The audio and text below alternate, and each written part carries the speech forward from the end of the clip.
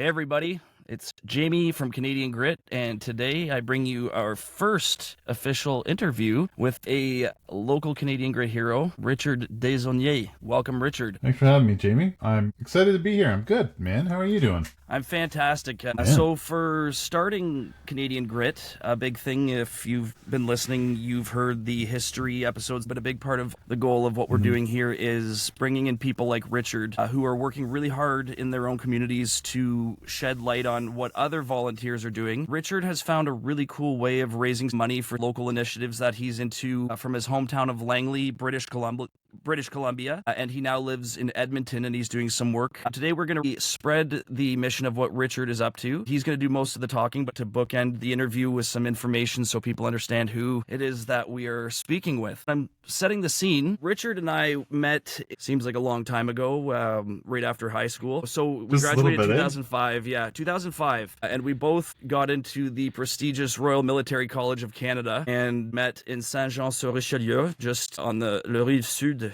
de Montréal, the south shore of Montreal. And Richard immediately struck me as a spirit larger than life, one of the most caring and genuine guys that I've known. And to this day, I believe people are put on our paths for a reason. And little did I know about 20 years later, we'd be sitting here doing this interview. So that's pretty cool. And one of the most impressive moments that I remember about Richard was we had to do physical training, PT. And one of the things we often did was a pool workout, swimming.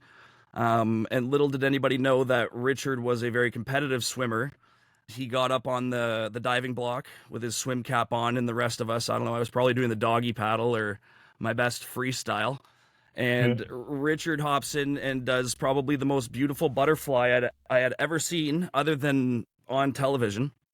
So that to me, watching you swim was, to see someone in their natural element. That's what I always remembered about you and your kindness. Looking back on that time, the biggest thing I took away, other than a lot of great friendships, was the discipline, the idea of patriotic service. We grew up in a bit of a different time than now, right? It was still pretty romantic to maybe go and be in the military, and also the bonds of brotherhood, and the idea that you get to know someone so deeply in some of these situations, right? So that was pretty special. So I'm going to hand it over to you now, Richard. Maybe discuss, since when I left the military college. Yeah. I mean, just to sum up, how did you get to this fundraising initiative of what you're doing, your website? Yeah. It's a bit of a journey. I continued on with RMC, and you continued on with your own education, going to that teacher realm, which is great, right? We need caring, compassionate teachers. Obviously, you seem to care quite a bit about it, which is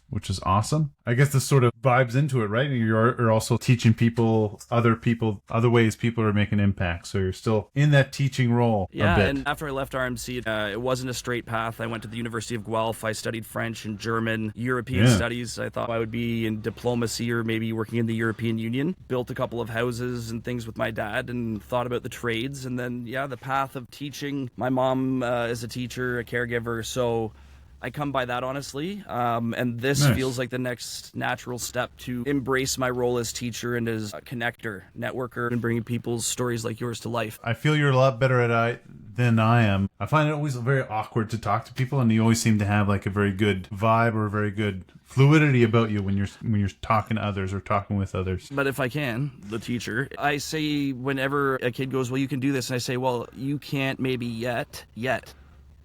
And the thing is, I've been teaching and refining this process for over 13 years in front of a live audience, getting a lot of feedback. It's like a stand-up comic, right? And kids are pretty well the most honest audience. So you're not alone, Richard, in feeling like this is nerve-wracking because, like I was telling you before I started recording, they looked up a lot of tips online. Imagine you're talking to just your friend across the table. That keeps me centered a bit. But yeah, so your courage again in helping your community, but also coming out here and putting yourself out there it's admirable. So thank you. I appreciate that. So what happened at RMC? I swim there as well. We went to Kingston from Saint Jean, and then I was able to compete in the World Games in India, which was pretty cool. I got to meet this guy from Togo, and he was also a swimmer. But basically, he's like, I'm the only guy that could swim, so basically I got to go, essentially, because apparently swimming is not that popular in Togo. I wonder how many swimming pools they have in Togo. I don't know. Honestly, that's interesting. I think not that many.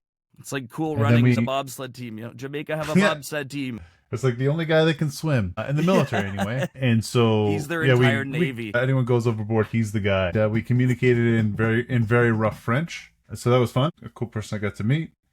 And then, you know, some other people. It's just like one of the many sort of things you could sort of do within the colleges or do in the military. There's always like these venues you can get in yourself to that, you know, maybe 30 or 40 other people are in, and it honestly just allows you to do all this cool stuff. And there's so many varying bits of it. So anyway, yeah, a lot of international opportunities. I would never talk anybody out of it. I took a lot away that I treasure to this day. Yeah, so I went to RMC, got my degree, did my training. Then I got put into the PPCLI, Princess Patricia's Canadian Light Infantry, as an infantry officer. Moved to Edmonton. Yeah. Shout out. It's a great regiment. The Canadian Army. Yeah, so I was there in Edmonton for a few years. I moved there 2011, moved away 2015. I went to Vancouver, started an ice cream chocolate business with my ex-wife. That marriage sort of fell apart, and then we stopped that business. One of my coolest years there, I was a reserve support staff officer, or regular support staff officer at a reserve regiment, the Royal Westminster Regiment, filled with a lot of good dudes and ladies. Really good time working there. I got to use a bit of my own power to influence stuff like, oh hey, we're doing this paperwork stuff, and I can say we don't need to do it this way. And then change it, and then, you know, read all our procedures and everything and try and do it a bit more efficiently instead of like, okay, sometimes we got to do paperwork, but we can do it better, right? Yeah, like there's a more efficient way to do stuff, and there's instructions out there, there's procedures. Right. And resources, and that's what we're doing here. We're showing of how we can more easily become empowered by getting rid of some of the older systems that no longer serve us, like pushing paperwork, right? We can find better ways. We're at the dawn or advent of an amazing time. It's a super cool time. Yeah, and we can use those procedures in place for our own benefit too. Absolutely. We just have to know about it and how to do it. And the more people we get, then those systems become easier to change as well. It doesn't seem so daunting maybe to have to confront it because we always feel alone. Yeah, and you know, it's about doing, I think you're a believer, right? So it's like sort of, it's the new wineskin, right? And so this is just sort of showing people that there's a new wineskin, there's a new way, and we sort of gotta have a new vessel sort of to take that idea on, right? Yeah, absolutely. And Generation Z is at the forefront of the end of this materialism age. Gabor Mate calls it late stage capitalism. Yeah. I see us, we're sort of in between the baby boomers as millennials, and we're a bridge generation, and we need to bring these generations together because what I'm seeing in the research, it's existed for 70 years since John Dewey in 1938. He believes in experiential education from people's own lived experiences and building their own knowledge from that as opposed to these bigger abstract ideas. And we're finding our power in things that you're doing. We're relying on experience and helping people find ways to connect. The older generation may not understand why children or people are feeling disconnected as much, whereas the whole universe has changed. So we need to make these connections as we're doing it. Hopefully older people can get involved as well, showing the younger generation how we come together in the middle and make things happen. Amen. I agree. We got to tell each other how we can do these things. It's democratizing it. And I keep saying, you know, Canadian Grit isn't for me, and I hope that this is a demonstration of what I mean, the first of what will be a number of interviews. It may not seem like a lot on the surface, but that's why I want to say any action is heroic these days. We have a sort of skewed concept of hero. Philip Zimbardo talks about this. He did this Stanford prison experiment, which is pretty famous and now infamous for sort of how it was carried out ethically. However, he has a great video on YouTube called The Psychology of Evil, and he talks about the opportunity for anybody every single day to become a hero. And for a generation, we've been watching superhero movies, and I think the idea that we're going to be saved externally, you know, Batman, or they're going to come, but actually it's us, Richard. That's why I'm not being facetious or joking, that I want to showcase this because it's incredibly powerful what you're doing. Thanks, Jimmy. I got injured a few years ago, and so I'm like, well, I can't really do the infantry officer job anymore. Maybe I could have hid the injury or whatnot and then just done another job. And that would have been probably okay, but I didn't really want to. I'm like, well, if I can't do infantry, I'll just get out. So I got medically released. So what happens? I was on retraining period for 2 years. During that time, I went through a depressive period. I felt really down in the dumps. I didn't really know what to do. I had a bunch of thoughts of suicide for quite a while. And, you know, I just felt sort of useless. Like, what am I doing? Like, I'm not really contributing. Sorry to hear that. Yeah, thanks. And so then I was just like, well, I'm not doing anything. And I'm literally just sitting in a basement, just running away. So I'm like, well, I'll try streaming. I might as well stream away, and then other people could watch me just be miserable, I guess. So I did that. A few people watched, enough that I got affiliate. Then a buddy of mine uses his Amazon Prime account. He's like, oh, hey, I can subscribe to you. I'm like, oh, sweet. So he did that. And I'm like, oh, how many people like use Amazon Prime? Like over 100 million just in North America. Wow. It's like 30% of the population. So I think it's 150 million or something. I don't know. Okay. Whatever US Sure, yeah. population is now. Give or take, yeah. And then I'm like, okay, what's the current revenues Twitch is showing in terms of Prime subs? So it's like 1 or 2 million a month, which means that less than 1% of these people using Amazon Prime are doing this. I basically have a market of several $100 million a month that people aren't doing something, right? Mm-hmm. So if I can convince a small portion of people to subscribe to me, that's a few $1 million a month. Why don't I try and do that? It's pretty easy. A whole bunch of people use it. So then I went just literally standing on the street with the sign of like, use your Amazon Prime for charity. And people are like, fuck you, Amazon Prime. Yeah, I'm like, man, it could be huge if we just get even a small portion. That reaction is just so people who are inundated with spam and I don't know, people who are just at their wits' end, I guess. Yeah, it was very surprising to me how much people were. Maybe it shouldn't have been this surprising, but it was surprising to me how ready people are to hate and like uninformed hate. Yes, and the uninformed disdain for others, and it's not arrogance. I don't know. Well, it comes across as arrogance, but it's unseated. I don't think it's necessarily processing that people are acting that way. Yeah. But we've normalized these sorts of crappy behaviors through warrior keyboarding, and we could go on that for another show. My word. Yeah. What a way to start. So I made some signs. I made some branding. Another friend of mine. He was from RMC. David, he does graphic design, and so I'm like, oh, hey, could you make me something? And then we made it like, oh, we have a heart that's made up of individual components to show that everyone contributing shows love, shows basically like a bigger picture, right? Just a pixel by itself doesn't make a picture, but 1,000 pixels, 10,000 pixels shows you a more refined picture, right? I started to realize that I was up on a lot of terms and internet terminologies that maybe some people who are listening may not know. For example, Richard, can you please explain what Twitch is? As if, somebody had never heard of it very basically, what is Twitch? So Twitch is a streaming platform. Basically, people streaming themselves, recording themselves, broadcasting themselves, whether they're playing video games in real life. It started with a guy just recording himself 24/7 and putting it on the internet. You're just watching live YouTube. So it's most people. It's basically YouTube, but it's also, and correct me if I'm wrong, but a lot of gamers there. Basically, that was the big start for it.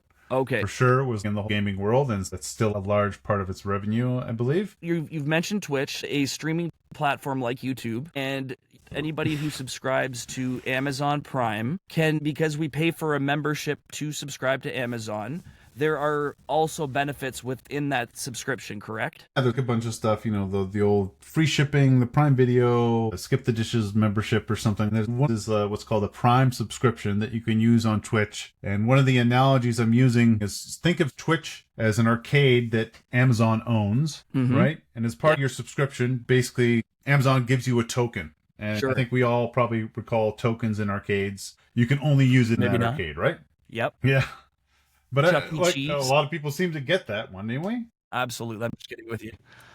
And so I say, I'm basically a machine in that arcade, just asking you to put the token in my machine. There you go. Essentially. And you just get this token and you're already paying for it anyway, whether you use it or not. Right?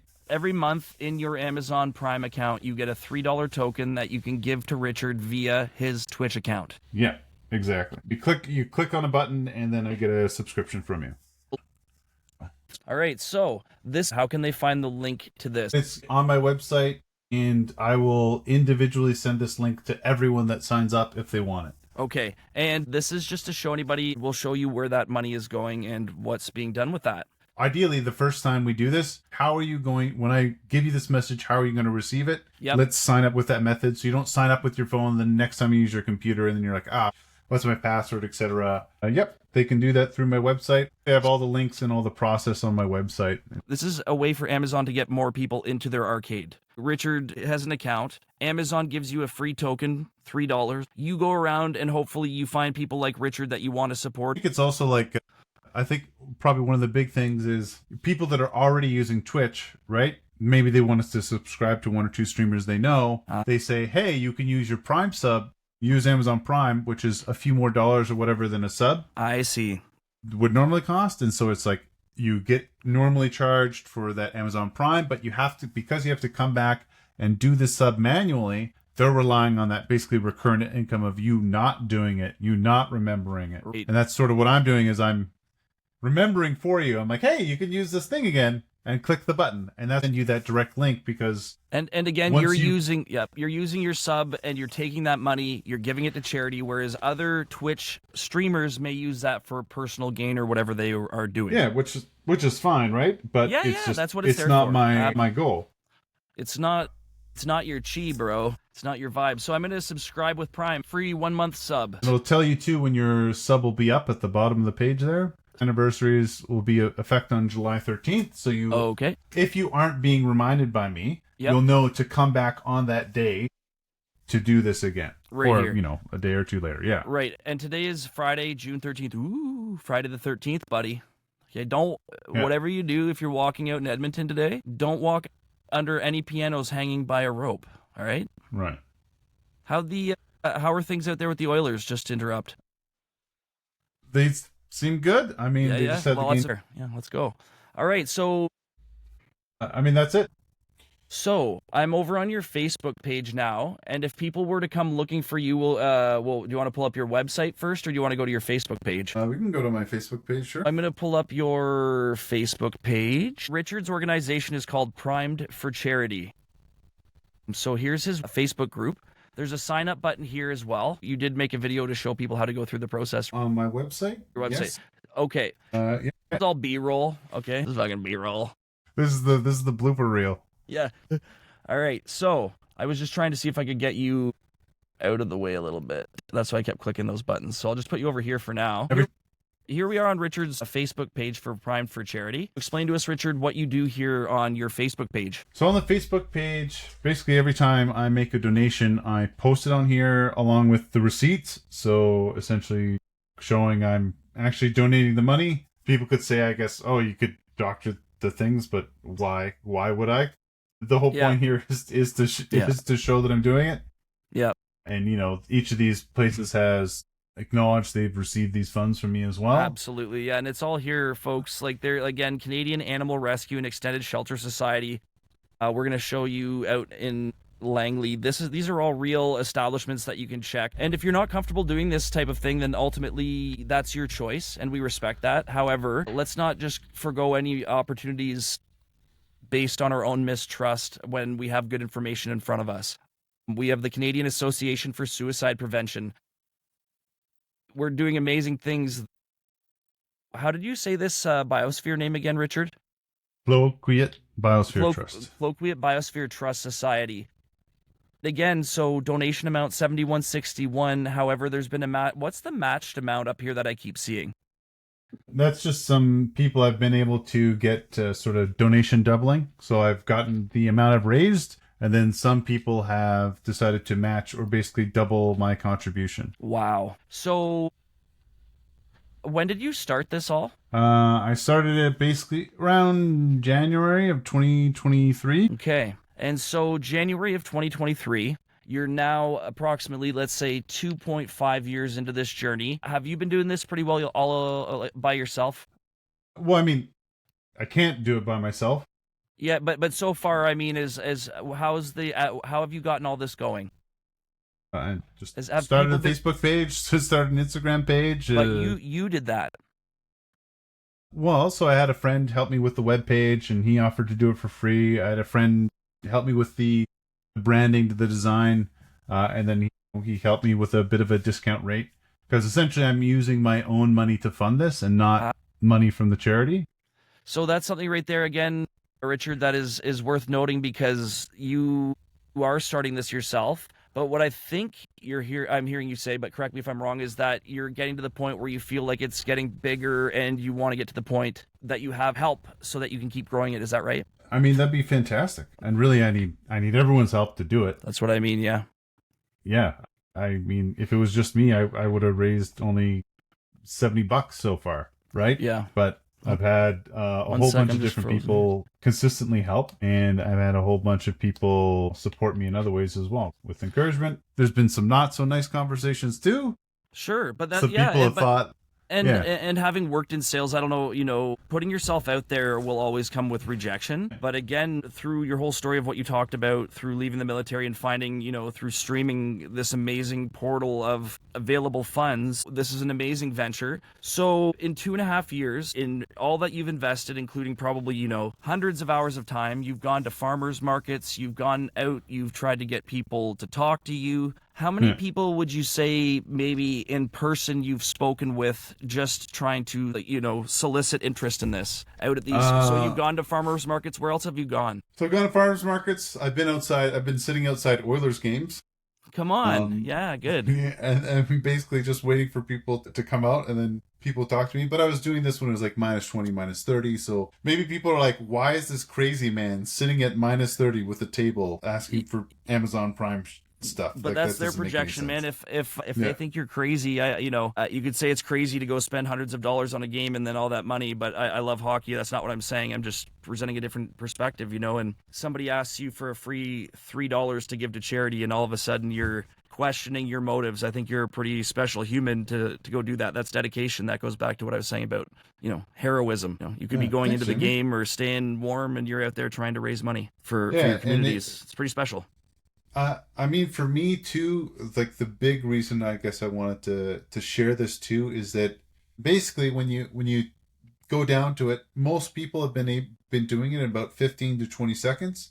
Yeah, and it's Right, it's like it's in no terms time. of, yeah, no, I get in terms of Europe, but I'm thinking in terms of everyone, in terms of time value, right? Like what if you were to put a dollar value on your time, and Mhm. thankfully with this I sort of can, right? And then I can say, hey, you're worth $600 an hour. Like, that's what you can do with your time, right? That's Like and that's amazing critical thinking. over the course of 3 minutes, over the course of a year, you can give $36. Yeah, and that's value. And And we've lost, yeah, I think, perspective about value. Even I don't know. Take for example, I don't know. First thing that pops into my mind. Let's say a new pair of shoes. Well, I don't want to spend $100 or whatever on shoes. Well, if you wear those shoes 100 times, that's $1 every time you wear them. That's pretty yeah, good value, actually. yeah, yeah. No, I do this sort of the same thing with myself. I'm like, oh, if I do this, I wear it so many times, use it so many times. What's its value to me?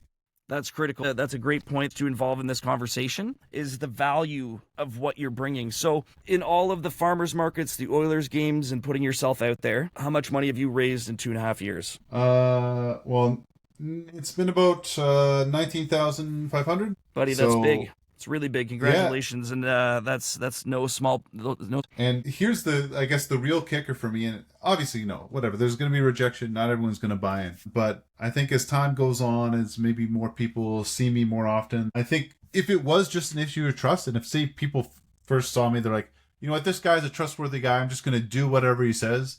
If people just did it, whoever saw me, like if people just like the people that just saw my signage physically, not like on the internet, didn't go viral, whatever. Just people that saw me, I would have been able to raise probably 10 to 20 million so far. And That's that's wild. just people like glancing on my That's thing. They're like, just you know what, this guy's great. That's right. So If people who had just physically seen you had taken the 15 seconds to go and give this $3, that's not going anywhere but back to Amazon. And this is something that, it's amazing to see. You're saying you could have had between 10 and $20 million, yet people are literally resisting. Yeah. And that's the fact that you're still doing it shows your passion. And that's why I care so deeply, Richard, because I personally know you. And to see you doing this, and again, watching you over the years as you've evolved this and how we've our paths have reemerged is really special, because together we're going to get up to that. I know it. And this is just the start of something great. So I'm really proud of all your work, and take away the judgment, and people who don't understand it ultimately are projecting their own fears onto you. yeah, You don't need to change your trusting, caring ways because somebody else doesn't see your vision. Because people here who are on this channel, who are already subscribing, I've over 300 downloads of my podcast in 9 countries and 75 yeah, man. cities. So this is the thing. These are the things that we can accomplish together. And again, it's not to say way to go Canadian Grit, way to go Jamie, but this is us. You see, what you are Canadian Grit, and I'm bringing this together because we all deserve to see we're not alone, we're not islands. But in this current day and age, I think we're starting to feel a bit that way when we shouldn't be. Yeah. So you're creating these ways back for people and to connect. Yeah, and that's sort of my goal, and then also just to show people like there is literal so much value in just trust, right? And being able to use that trust in good ways that say, hey, this is a trustworthy thing, or even just being able to and displaying that information in such a way that people can understand, because my mind works very differently than a lot of other people's. Not always in good ways, sometimes in good ways, but we're all different, and that's why you know what I talk about in the podcast and what I've learned through history in my travels is that even if you go to developing countries now, is they're still very happy. They don't have the material possessions, yet they still have the community and spiritual bonds that fuel. You see, you've gone into something more communal based, and you found a connection to a higher power in our connected humanity. And the part of the journey that I'm on is realizing that my power is in teaching and to take big ideas and to help people articulate them. So that was the goal of Canadian Grit, because I think a lot of people have amazing ideas, and when we start to connect, it's going back to those sort of tribal days, more so when we're living in a community. We call people neurodivergent, but it's actually neurodiversity, because if there were 20 of us living out in the forest, we need people who are good at all of these things, people with ADHD and different types of neurotypicalities, would have had their purpose in a tribal setting. My high sensory hearing, high energy, and you're the caring guy, we would have had very specific roles. But when we bring all these people together, going back to your point on trust, and I've been doing a lot of work on trust, and it's relational. So in order to develop trust, we need relation. And in order to develop relation, there needs to be that basic awakening and reconnection to our humanity. We're so fragmented and dissociated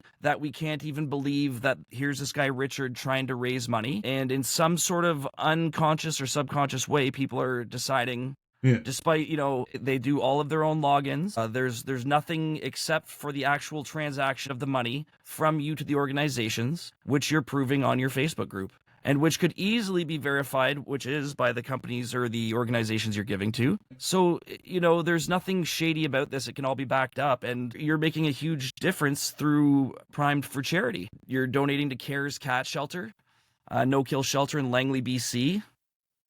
You're giving to the First Nations Youth Program. The First Nations Youth Program, but it was Colloquiate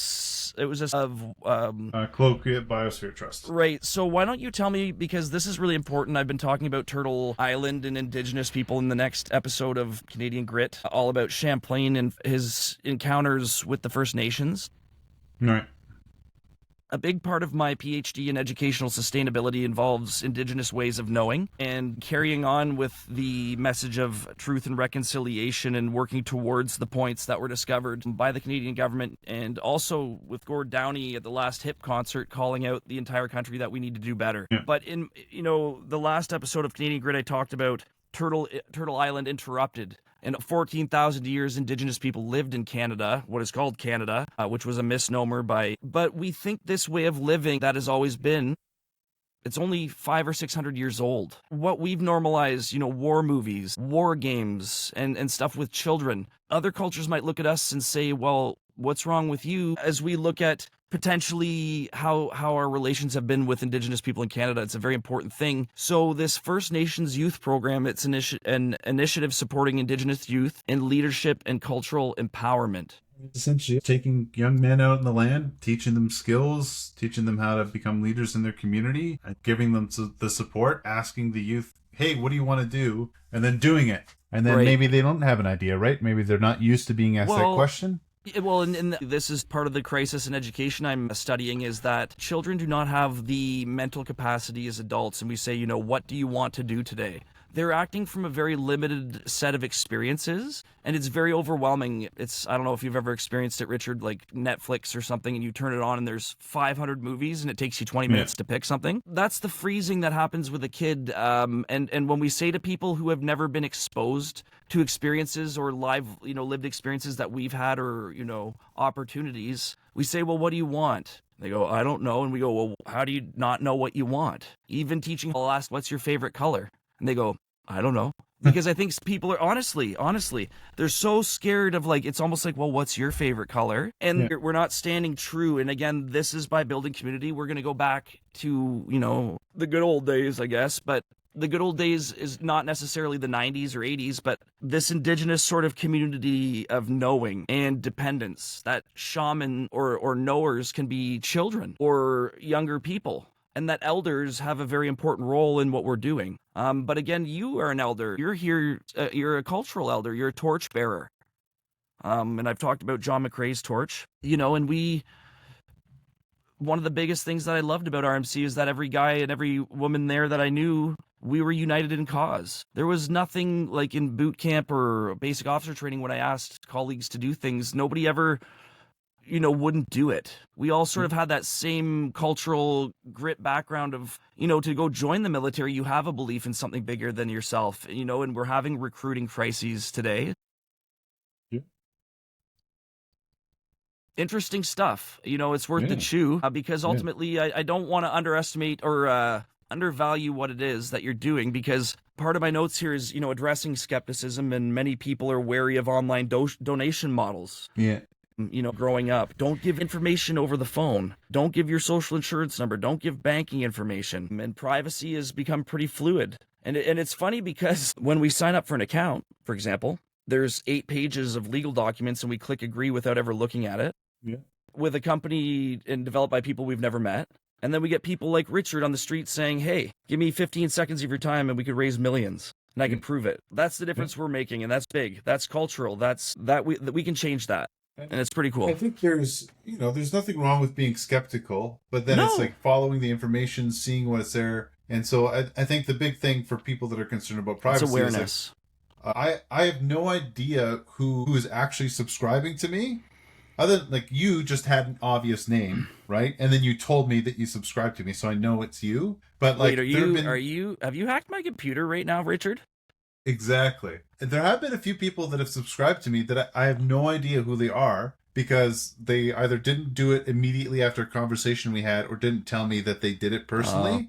So I'm just like, there's people that have subscribed to me. I don't know who they are, so I can't contact them. I don't have anyone's contact information. So unless someone like subscribes to me and tells me how to get a hold of them, I don't know, because I don't know any information about you other than what you tell me. And so where I was thinking we could talk to is that I've been building a website, and it's pretty well ready to launch. I have the homepage, but I'm going to build it in a blog and a gallery. But there's going to be a community outreach page, and it's going to. So what I'll do is I'll get a picture of you or your website, and on my second page, I'll put all of your information, all the steps, and your videos. And part of it too is creating an email list, so people can send information, and we'll figure out a way of getting people to let us know who's involved with this, and maybe we can work on getting you some better data in the short term and moving forward, right? Yeah. So, I mean, you've done $20,000 almost. Yeah. So again, on our way to 20 million, my friend, you have done so much, but this is the power of the networking. And I know lots of people in Ontario and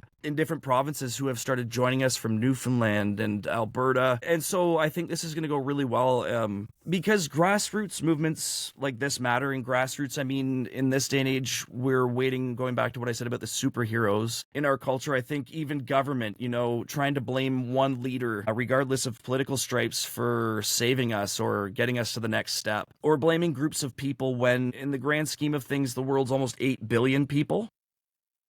And Canada's 40 million. So it's going to take 40 million people to make these types of changes. And I think it's like when you go to a buffet, how much of the food do they just throw out the dumpster? And that's kind of like, but that's our culture, and it's not good. It's not sustainable, but it's a great metaphor. I think that's just sort of coming to me as as the teacher and storyteller that I am. I like to make connections to make them meaningful to my experiences. And to make them meaningful to other people are you okay with just consistently, imagine going to the grocery store and every time you go, they give you a $3 gift that you just literally walk outside and throw it in the garbage, a loaf of bread, and that's, it's not exactly the same, It's a sustenance, it's food, but this is our culture of sort of planned depreciation or planned obsolescence. Get an iPhone now and get another one in the new year, you know? So this is leadership, my friend, and your project, it fits into the larger civic action orientation of Canadian Grit. You're a good human being and a good friend, and again, a cultural and community leader in Edmonton, and for all the people back in Langley you're helping. I don't know if, like you, before RMC, what was something maybe in your life, you know, when did you know that you felt called to maybe something bigger or the military, you know, when you were younger, helping people? Just give people listening a little bit of an idea of who you were growing up in your family context. Kid was a bit of a shithead, so I was just a bit we obnoxious. all? More, I would say more than most. Probably, I was like definitely the annoying kid a bunch of times. I think that's probably why we're buddies. Yeah, I And mean, I I love got how into you're banging fights on when I was younger. you're drumming on the desk like this is a trip down memory lane is not where you Yeah. want to go. Yeah, I got into a bunch of fights too when I was younger. I had some good friends, but didn't have some others. I was swimming then, doing a bunch of different sports.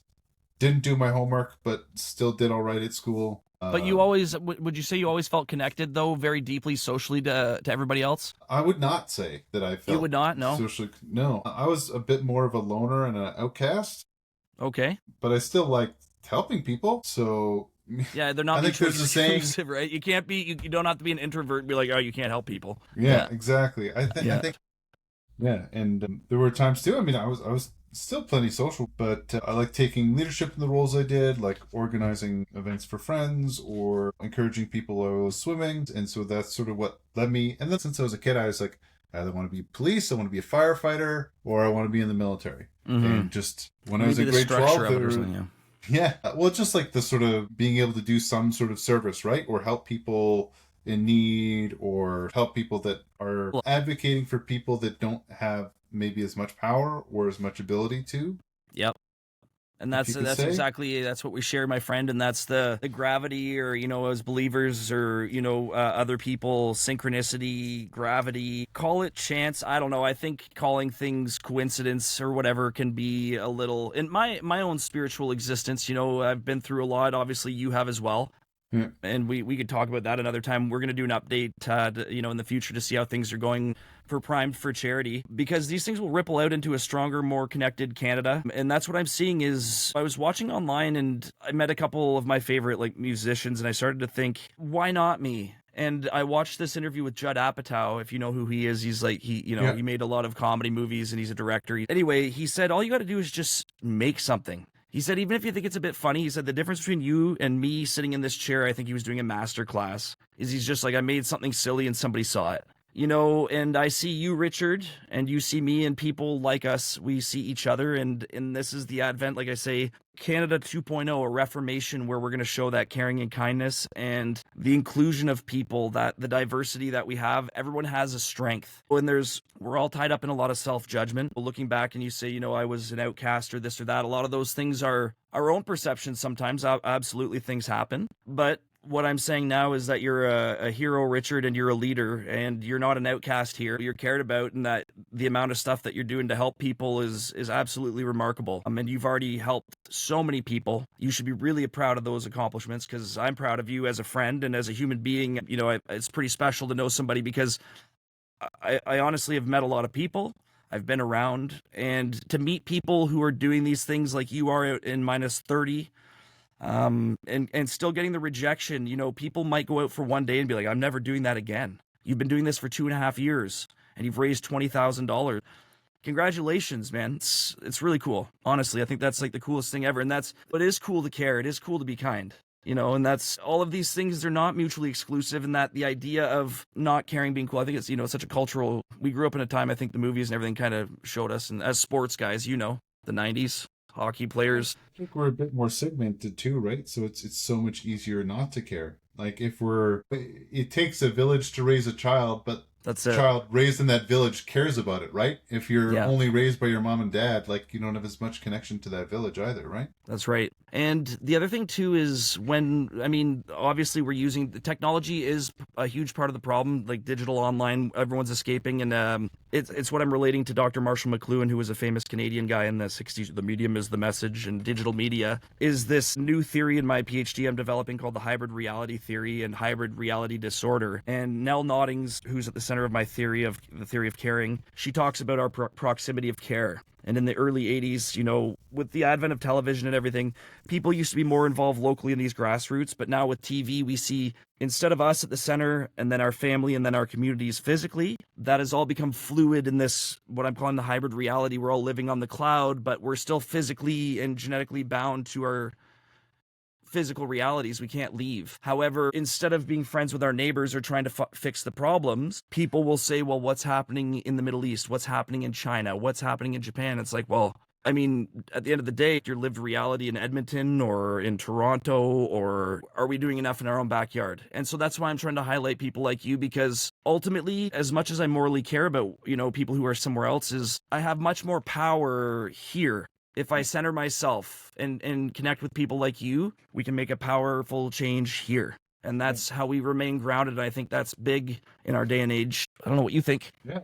I think there's so many factors that sort of go into why this is so powerful for me. And it's also just showing people like you do have power, even if it's in some small way, to make a difference. And you have power now. What will you do with it? Will you make a change for a better world, or will you sort of just assume that it can't be done? Even though, and it can be quite easy too, right? And we have to stop overestimating just how difficult stuff is to do. It is, and that's it. We're overestimating it. I think, and that's the realm of celebrity, or we idolizing. You know, back to the good book, you know, idolatry, and not really what's meaningful, material objects. And we've forgotten actually what you're calling our power. It's our individual agency. And that's at the heart of my educator theory and caring, is when we put up our own good boundaries and we realize the power we have, instead of just accepting defeat or that something's incredibly difficult, when we take small steps, we can see what we can accomplish in a very short amount of time.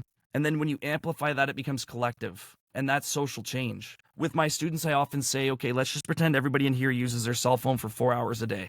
There's 30 kids, 120 hours a day. What's 120 times 7?